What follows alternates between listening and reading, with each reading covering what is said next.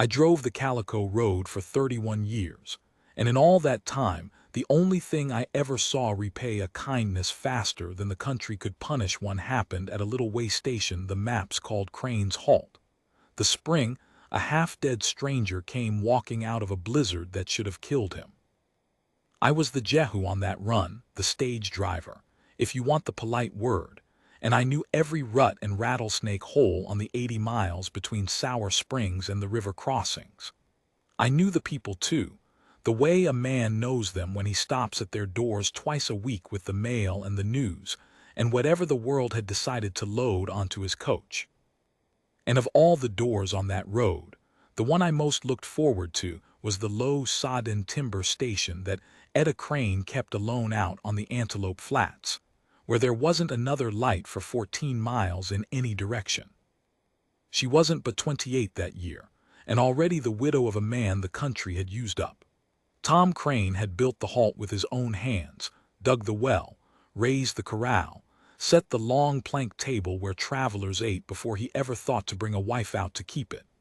He died of a horse falling on him in the second winter of their marriage, and instead of selling out and going home to wherever home had been, Etta had stayed. She'd stayed and run the place herself, cooking for the through coaches, watering the relay teams, mending harness, splitting her own wood. And she'd done it with old Asa Crane on her hands besides, Tom's father, blind these 6 years and as gentle and useless and dear as a child. The country did not reward her for it. The country never does. It only sets a price on staying and waits to see if you'll pay. I want to tell it straight, the way it happened, because folks down in Sour Springs told it 100 crooked ways afterward, and most of them made it smaller than it was. It began with the debt, the same as most hard things on the frontier began. There was a man in Sour Springs named Quill Brock, who owned the freight scales and the feed store and a good third of the paper in that part of the territory. He had the soft hands of a man who has never lifted anything heavier than another man's mortgage, and a way of smiling that made you check your pockets. When Tom Crane was building the halt, he'd borrowed money from Brock, not much, a few $100s for glass and nails and a span of mules, and signed a note against the land.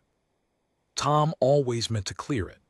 Then the horse fell on him, and the meaning died with him, and the note went on living the way notes do, fattening on interest while the man who'd signed it lay under a cairn of river stones behind the corral.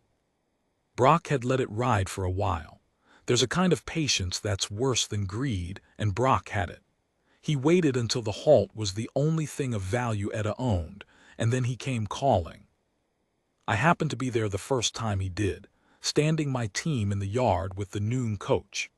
He drove out from town in a buggy too fine for the road, and he sat in it a moment looking at the place the way a man looks at a steer he's already bought, and then he climbed down and went in, and I followed, because a driver hears everything sooner or later, and I'd as soon hear it firsthand.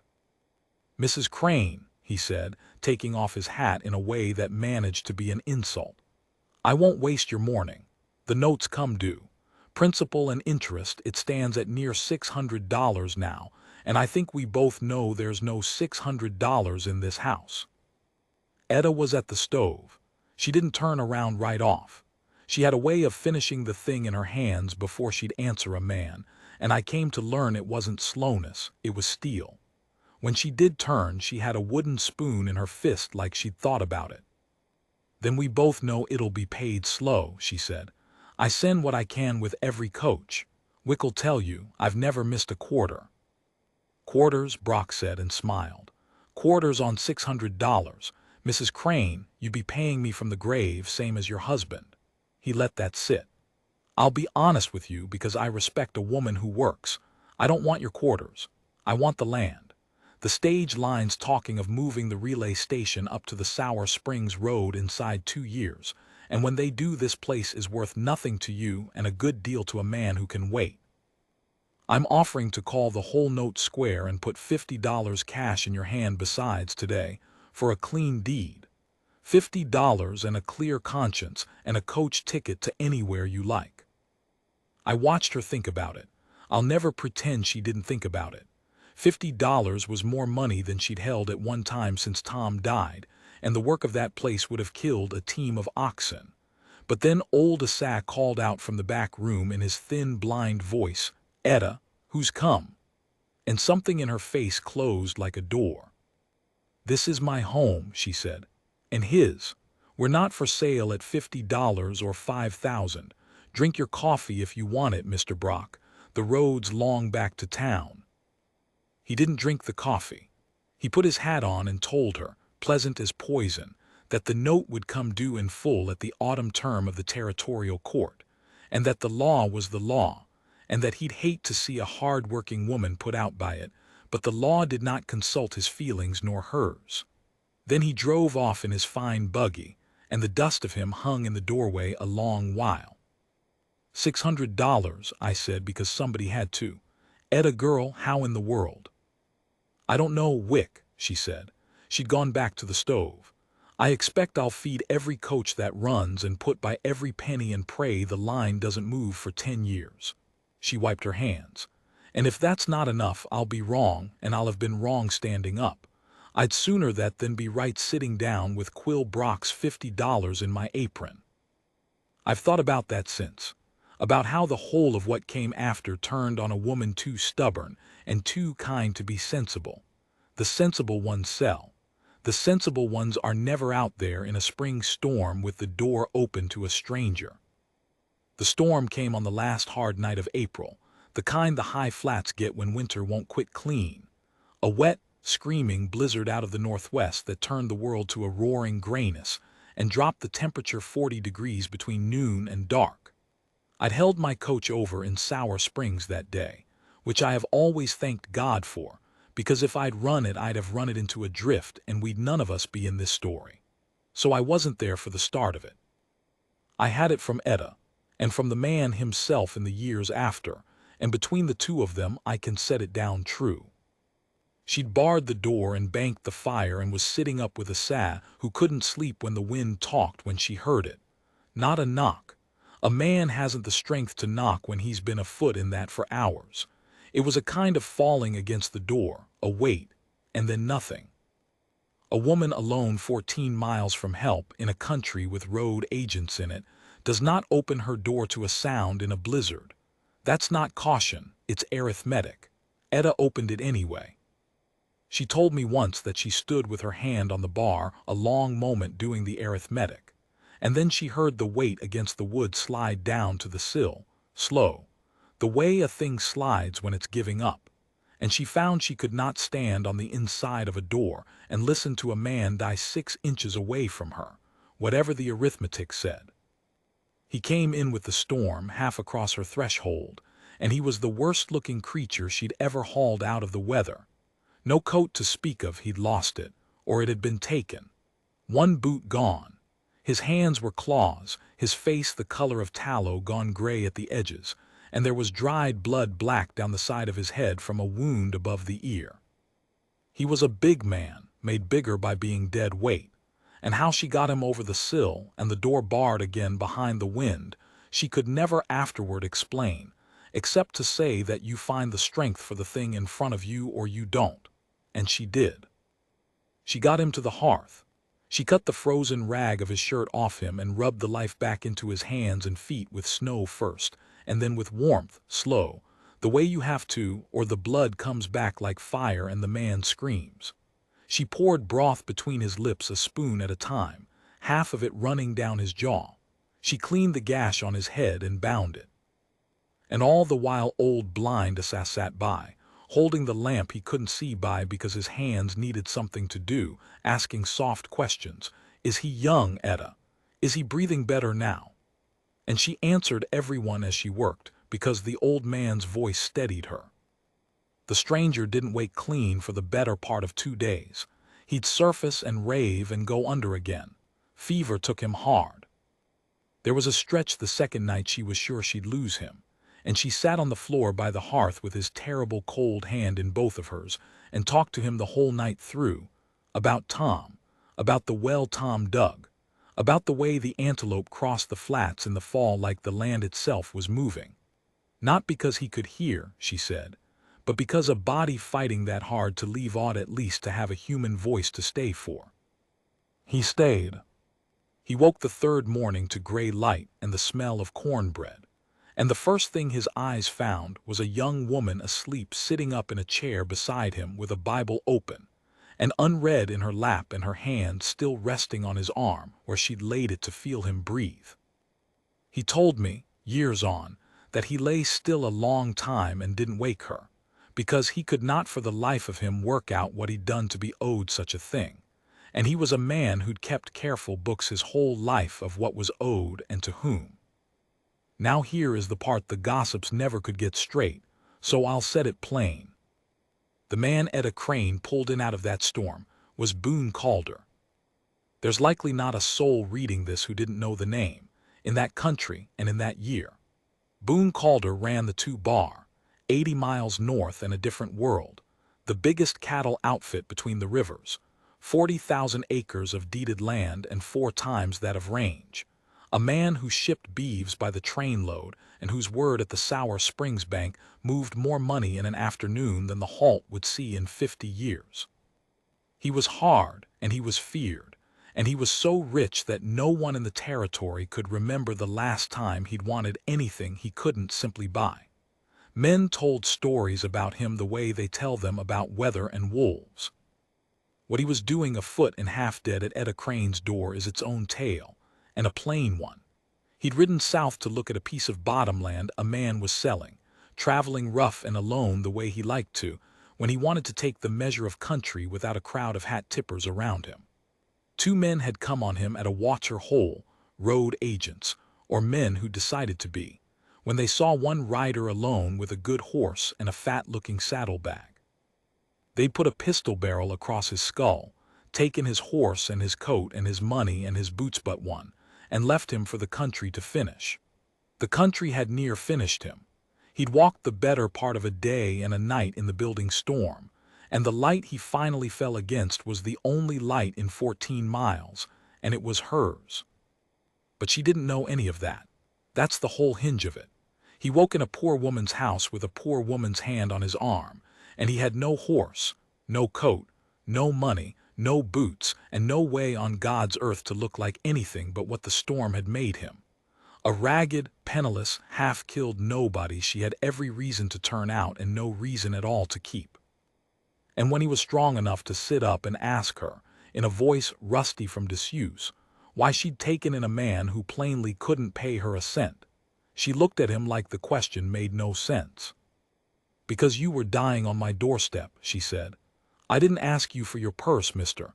I asked you if you wanted cornbread." He didn't have an answer for that.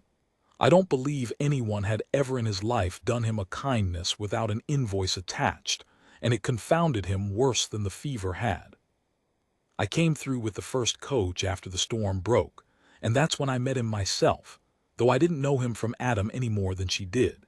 He was sitting wrapped in one of Tom Crane's old blankets by the fire, and he gave me a hard, careful, measuring look that I marked even then as the look of a man used to deciding fast whether a stranger meant him harm. I took him for some drifting cowhand caught out, and I felt sorry for him, and I gave him a plug of my tobacco. He took it like it cost me something, which to me it did, and there was a flicker in his face I didn't understand till later, the look of a man adding another small unasked-for thing to a column he didn't know how to total. "Lost your horse, the lady says," I offered. "And the rest," he said. "Rough country for it." I jerked my chin north. "You headed home somewhere." He looked into the fire a while. "I've got people who'd come for me if I sent word," he said slowly. "Up north." "I carry word," I said. "That's the whole of my trade. Write me a line and tell me where, and I'll see it gets up the Sour Springs Road and onto the river line, and wherever your people are inside the week. And here's a thing I've turned over many times. He didn't write the line. Not that week, nor the next. A man with the whole 2 Bar at his back, an outfit that would have sent 40 riders and a wagon load of doctors at a word, sat in a poor widow's house mending slow and did not send the word that would have brought them.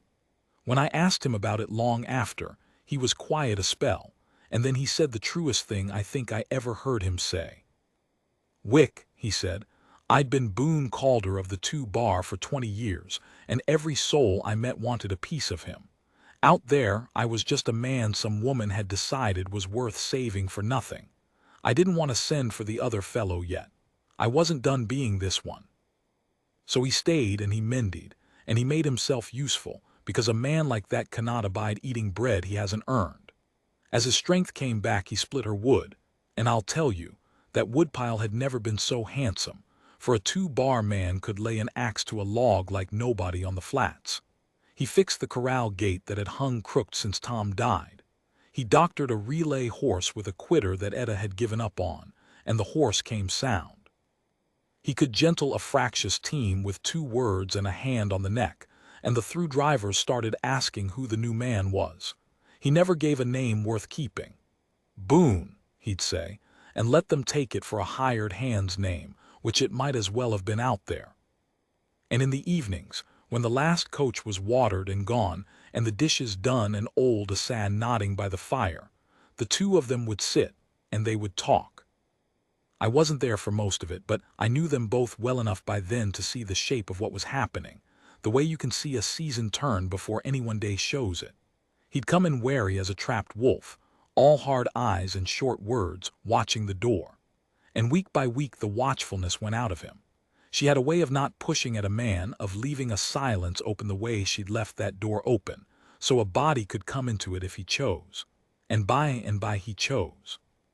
He told her about country he'd seen. He told her once about a brother dead young, which she said later was the first thing he'd ever told her that he plainly hadn't told to a living soul in years. And she told him about Tom, and the well, and the staying. "Why do you stay?" he asked her one night. Truly, a woman could do better than 14 miles from nowhere and a blind old man and a note she can't pay. She was a long time answering. "Tom's buried out there by the corral," she said finally, "and his father's by my fire, a place where your dead are and your old are. I don't know a better name for that than home, Mr. Boone. I'd be poorer rich somewhere else than I am poor right here." She looked at him. "You think that's foolish?" "No," he said. "I think it's the only thing I ever heard that wasn't." I believe he loved her before either of them had a name for it. I believe she loved him back and was more afraid of it than he was, because she had more to lose. A man who's lost his fortune can find another, but a woman who lets a penniless drifter into her hard-won peace and watches him walk off down the road has lost something she can't dig a new well for. So she held it close and fed him and let him split her wood, and told herself he'd be gone with the next dry stretch of road, and the telling didn't help. It was Brock who broke it open, the way the hard men always break a thing open before the soft folks can ruin it by being careful. He came out again the 2nd week of May, in the fine buggy, with a paper folded in his breast pocket, and a deputy from Sour Springs riding alongside to make it official. I had the noon coach in the yard again. It seemed I was fated to be there for every turn of it, and I saw Boone, in his patched borrowed clothes, straighten up from the corral and go still the way a man goes still when he reads trouble coming down a road he knows. Brock didn't get out of the buggy this time. He stayed up in it, above them all. And he read it out loud so the deputy and I and God could hear it. A demand for the note in full, $640 now with the spring interest, payable by the 1st of the autumn term, in default of which the land and all improvements thereon would pass to the holder of the note, being himself, Quill Brock. He had the law dead to rights. That was the worst of it. There was nothing crooked in the paper. The crookedness was all in the years of patient waiting, and the law has never yet found a way to write that down. "I'm sorry to do it formal, Mrs. Crane," he said, "not sorry at all. But you wouldn't see sense friendly. The offer of $50 is withdrawn, you understand. You had your chance at the friendly price." His eye fell on Boone then, taking in the patched clothes, the one good boot and one of Tom's old ones, the whole ragged look of him, and a little smile came up under his mustache. "And I see you've taken on a hand. With what wages, I wonder? You do better, the both of you, to drift on before the frost. There's nothing here to winter on but debt. Now I had known Etta Crane 2 years and seen her stand up to weather and grief and loneliness and her own bone-tiredness, and I had never once seen her afraid. She wasn't afraid then either. But I saw something go out of her at that paper, some last thin hope she'd been carrying that the world might, this once, let a person keep what they'd bled for. She took the paper from the deputy's hand and she read it herself, because she'd been schooled and she would not be told what a thing said, and then she folded it small. "I heard you, Mr. Brock," she said. Her voice was level as the flats. "First of the term, I'll have an answer for the court." "There's no answer but money," Brock said, "and you haven't got it." "I heard you," she said again, and turned her back on him and walked into the house, which on the frontier is as near to telling a man to go to the devil as a decent woman gets, and Brock knew it, and his smile soured, and he drove off. I started after her. Boone caught my arm. I'd never felt a grip like it. The fever and the starving hadn't taken the iron out of that man, whoever I'd thought he was. "Wick," he said, low and fast, and his whole face had changed. The easy hired hand look was gone clean off it, and something underneath was showing, something used to command that I should have known sooner. "That note, Brock. The Sour Springs Bank, does Hollis still run it? The little nervous fellow." "Hollis runs it," I said, bewildered. "How would you—" "Listen to me." He'd already turned me toward my coach, walking me, talking quiet and quick. "I'm going to write something. 2 things. You're going to carry one to Hollis at the bank, into his hands and no one else's, and you're going to carry the other up the river line to a town called Calder's Ford and ask for a man named Tom Pruitt at the 2-bar town office, and you're going to tell him where I am and what's owed and that I said settle it and ride. Can you do that?" I'd carried 1,000 messages and never one that made the hair stand on my arms like that did. "Who are you?" I said. He stopped. For a second the hardness went, and what was under it was just a tired man caught out. "Don't tell her," he said. "Not yet. Let me—" He stopped again. "I've got to do this right or not at all, and if she finds out who I am before it's done she'll think—" He shook his head. "She didn't keep me for what I could pay. I won't have the first thing she learns about it be a price. You understand me, Wick, whatever happens. She gave me bread and asked nothing. There's not a man alive gets to put a number on that, least of all me." "I understand you fine," I said, though I didn't, not all the way, not yet. "But I'll carry no message I don't know the sense of. You tell me who's writing it." He looked at me a long moment, then he told me. "I have driven a coach in a runaway and stood off a road agent with an empty gun, and once forded the Calico in flood with the water to the floorboards. And I will tell you that nothing in my life ever knocked the wind clean out of me like standing in that poor yard hearing a man in a dead farmer's cast-off boots say, 'Easy as you please, I'm Boone Calder. The 2-bar's mine.' I carried the messages. Of course I carried them. I'd have carried them through the storm itself. But here is where the country shows its teeth, because nothing ever runs clean. The river was up. The spring melt had come down hard out of the mountains and put the ferry out at the lower crossing for 3 days, and the upper road washed a culvert, and what should have been a 4-day round trip to Calder's Ford and back stretched to better than a week. And in that week, 2 things happened at Crane's Halt that I wasn't there for and have only from them, but that I'd stake my life are told true. The first was that Boone Calder, with everything in motion that would set her free, looked at the calendar of that stalled river and knew he'd done a foolish thing keeping his name back. Because now there was a gap of days where she'd carry the whole weight of that note alone and frightened, thinking herself ruined, and not a thing he could do about it without telling her. And telling her now, with the rescue half launched, would land exactly the way he'd dreaded, like a man springing a debt on her she'd never asked to owe. So he didn't tell her. He did the harder thing. He stayed beside her in the not telling, and he carried what of the weight he could carry without numbing himself. He worked that place like he meant to die in the harness.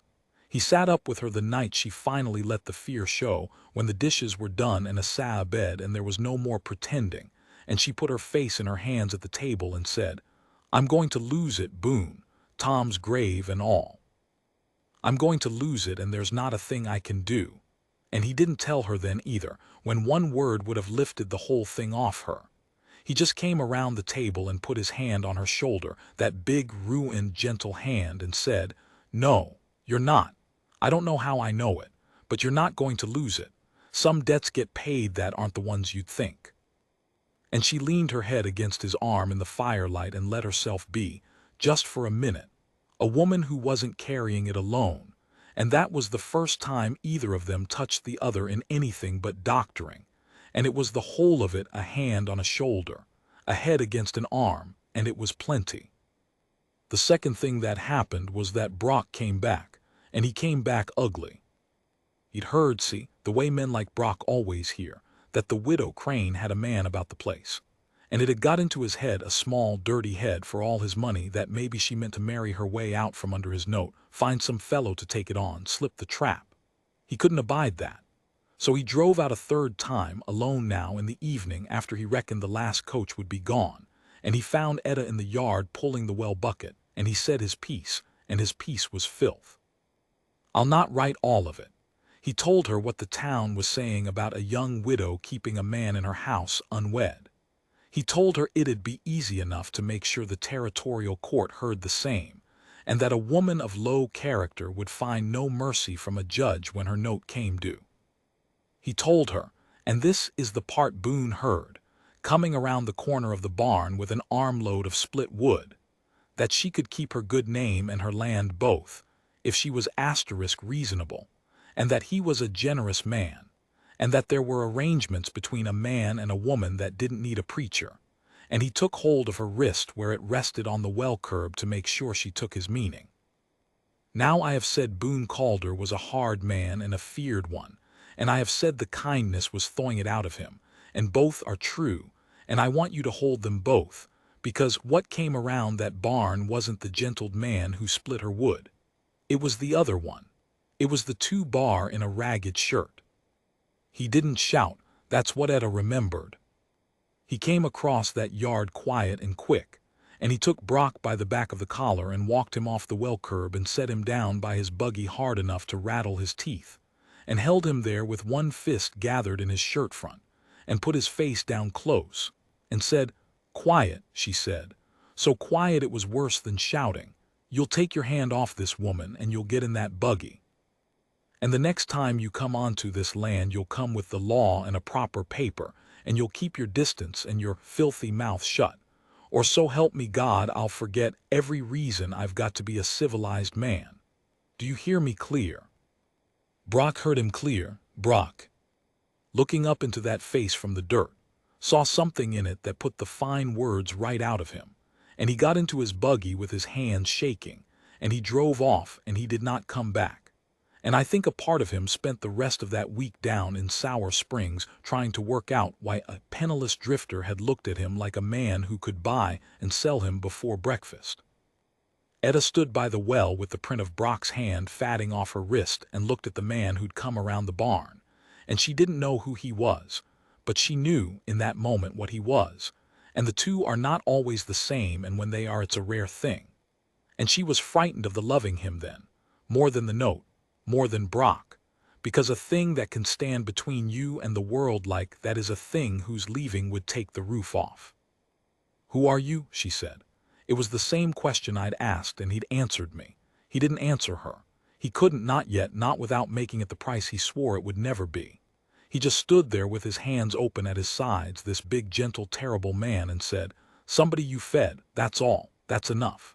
And she let it be because she had to, and because some part of her was glad not to know, the way you're glad to leave a wrapped thing wrapped one more day. I got back on a Thursday, having moved Boone Calder's 2 messages up a river that didn't want them moved. And I'll tell you the dawn that came after was the one folks on the Calico Road still talk about, the ones old enough to. Because Tom Pruitt at the 2-bar had read his message and not wasted a breath. "Settle it and ride," the boss had said, and the 2-bar settled it and rode. Holly's at the Sour Springs bank had read his message, and the second, separate paper folded inside it, which I'd carried not knowing what it said, and which I learned later was a draft on the Calder accounts large enough to make poor nervous Holly sit down hard. And Holly's had gone the same evening, and quietly bought up Quill Brock's note on the Crane place at its full face, every dollar of principal and interest, the way a big enough man can buy near anything if he doesn't mind paying. And Brock, never dreaming whose money it was, had sold it gladly, glad to have his $640 and be shut of a stubborn widow who'd shamed him in her own yard. And on the first gray morning after the river dropped, Etta Crane came out to throw grain to her hens and found her yard full of riders. 20 of them, maybe more. 2 barmen, hard and dusty off the long ride down, with a spare horse on a lead, a tall good bay with a 2-bar saddle on it, and a wagon behind with a coat in it, and good boots, and a doctor she hadn't sent for, and Tom Prout at the head of them with his hat in his hand. And in the midst of all of it, walking out of her own door behind her in the cold dawn light, the man she'd pulled out of the storm, who had bathed and shaved at last and stood up straight in his ragged shirt with the morning on him. And the riders all went still and pulled their hats off, every one of them to him. And she understood, all at once, standing in her hen's grain with the truth breaking over her like the river over the ford, exactly who it was she'd been feeding cornbread to all spring. I was there. I'd driven Prout down myself on the last leg. I saw her face. I won't try to paint it. I haven't the words, and anyway it was hers and not mine to give away. I'll only say she stood very straight, the way she did, and she looked at Boone Calder a long, long moment across that yard of waiting men, and then she said the thing that told me she was the finest woman on the Calico Road and likely off it. She didn't say, "Why didn't you tell me?" She didn't say all this time. She looked at 20 riders and a fortune on horseback come down out of the north for a man she'd thought was a nobody, and she said, quiet just to him, "You let me think you had nothing." "I did have nothing," he said. "I had less than nothing. I was a dead man and adrift, and you didn't ask me what I was worth. You asked me if I wanted cornbread." He came down off the step toward her slow, the way a man comes toward a horse he's afraid of spooking. "Etta, the note's paid, all of it. Brock sold it to my bank a week ago and never knew. The place is yours free and clear this morning, the deed in your hand, and not a dollar owed to me nor any living soul. I want you to hear that part first and hear it plain. You don't owe me anything. Not the note, not your thanks, not one more minute of my company. If you want me on that bay and gone by noon, I'll go, and you'll keep your home, and that's the end of it, and it'll have been the best spring of my life. You could have heard a hen breathe in that yard. And if I don't want you gone by noon," she said. And the hardest, richest, most feared man between the rivers stood in a poor woman's dooryard with his hat in his hand, same as his riders, and said, "Then I'd court you proper, Etta Crane, slow, with your leave and not a step faster than you like. I'd ask a Saz blessing and I'd ask yours, and I'd take a no for an answer as graceful as I knew how. But I'll tell you what I'm hopping. I'm hopping that somewhere this spring, between the wood and the well and the talking by the fire, you came to know the man and not the name, because the man's the one asking, and the name's just what he's got to offer, and God knows it's the smaller half." She came across the yard to him then, past the riders and the spare bay and the wagon of things she hadn't asked for and would mostly send back. She stopped in front of him, and she reached up, I saw it, and laid her hand flat against the side of his head, over the place where the gash had been, where she'd cleaned the blood and bound it that first awful night, like she was checking the wound had healed clean. "It healed," she said. "It did," he said. "You're a fair hand at mending a broken thing." "I've had practice," she said. "This whole place is broke things I wouldn't quit on." And then, because she was who she was and would have the last of her dignity even here, "You'll court me slow, Boone Calder. You'll do it with a sa in the room and the door open and you splitting that would right up until the wedding, big rancher or no, and the 2-bar can wait. This is my home, and I'll be married out of it and into nothing else. And if 40,000 acres can't spare its owner for a season to learn how a poor woman keeps a clean house, then it's a poorer outfit than they say." "Yes, ma'am," said Boone Calder, and I swear to you the great man's eyes were wet, and not one of those 20 hard riders ever breathed a word of it after, which is its own kind of love. He courted her slow, like she said. He sent the wagon of fine things back to the 2 bar and kept the coat, because the coat he'd lost in the storm, and a man does need a coat. He split her wood till the pile would have warmed 3 winters. Old Asa, who couldn't see him, came to know him by his step and his voice and the gentleness of his big hands when he'd helped the old man to the table, and Asa told her. She told me this herself, laughing and crying both. Etta, I can't see your cattle king, but I've felt his hands and heard him with the horses, and a man's no liar in the dark, and that one's true. Marry him, girl. I'll not have you alone when I'm gone, and he'll not let you be. They were married in the dooryard at Crane's Halt in the full of summer, with the antelope crossing the flats in the far distance, and a circuit preacher up from Sour Springs and old Asa, giving the bride away on Boone's own arm, so the blind man wouldn't stumble, the 2 of them holding each other up, which when I think on it was about the truest picture of that whole marriage I ever saw. Half of Sour Springs came out, and Quill Brock did not, and the 2 bar riders came down in their good shirts and ate cornbread till it was gone, and they let it be known, gentle and final, the way such things get let known, that the new mistress of the 2 bar had once fed their boss for nothing when he was nobody, and that any man who ever spoke a hard word of her would answer to the whole outfit, and so no man ever did. They kept the halt. That surprised the town, but it never surprised me. Boone built her a fine house up on the 2 bar in time, and she kept it, and she was a fair and well-loved mistress there. But she would not sell Crane's Halt nor let it fall, because Tom slept by the corral and the well still drew sweet, and they'd go down every spring, the 2 of them, and in later years the children, and open the place up and feed the through coaches for a week or 2 for the pure stubborn love of it, and Boone would split a little wood, and Etta would make cornbread. And any drifter who came down that rode hungry in those weeks ate free, and slept warm and was asked nothing, ever, about what he was worth. I drove the Calico Road 11 more years after that wedding, and I stopped at the halt 1,000 times, and I never once drove past it on a cold night without thinking that everything Boone Calder owned in this world, the deeded land and the leased range, and the trainloads of beeves and the gold in the Sour Springs Bank, every dollar of it, in the end, had been bought for him by a half-loaf of cornbread and an open door, paid out by a woman too kind to do the arithmetic. On the worst night of a hard spring, to a man she'd never see again, who'd had nothing to give her back but the rest of his life. And he gave it. That's the part folks forget when they tell it crooked down in town. They tell how the Cattle King's riders filled the poor widow's yard at dawn and made her rich, like the riches were the point. The riches were never the point.